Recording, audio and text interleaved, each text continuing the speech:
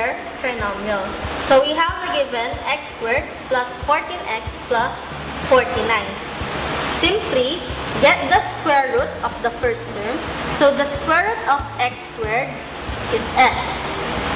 Copy the sign of the middle term, so positive, and then get the square root of the last term or the constant. The square root of 49 is 7. And then square the binomial.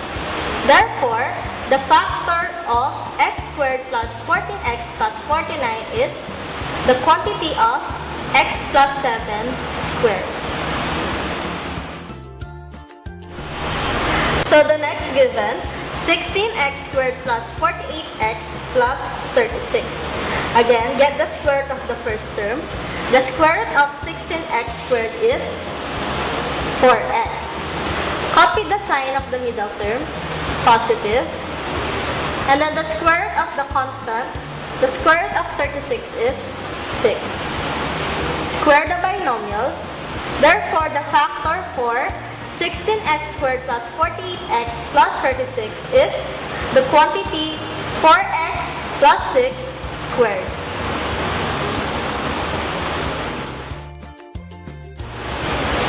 Third example, 25m squared plus 70mn plus 49n squared. The square root of 25m squared is 5m.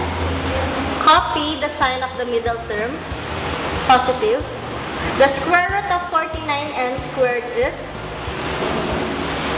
7n. And then square the whole binomial.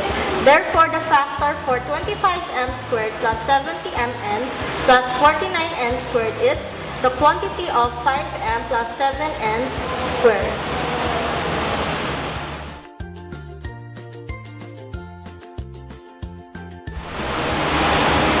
Squared minus 12a plus 9.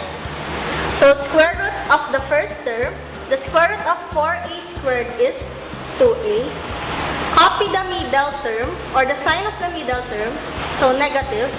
The square root of the constant, the square root of 9 is 3. And then square the whole binomial. Therefore, the factor for 4a squared minus 12a plus 9 is the quantity 2a minus 3 squared. We have the given 4x squared minus 24xy plus 36y squared. So the square root of the first term, the square root of 4x squared is 2x. Copy the sign of the middle term, negative.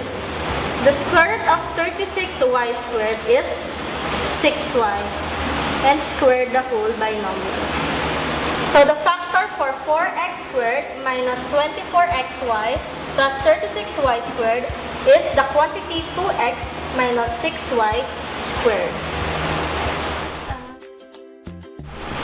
Last example for the perfect square trinomial, we have 81c raised to the 4th power minus 180c squared d squared plus 100 d raised to the 6th power.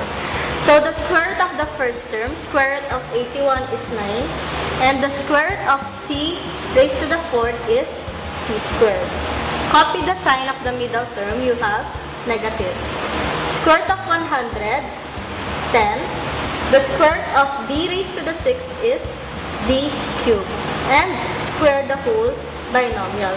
Therefore, the factor for 81c raised to the 4th minus 180 c squared d squared plus 100 d raised to the 6th power is the quantity 9c squared minus 10 d cubed squared.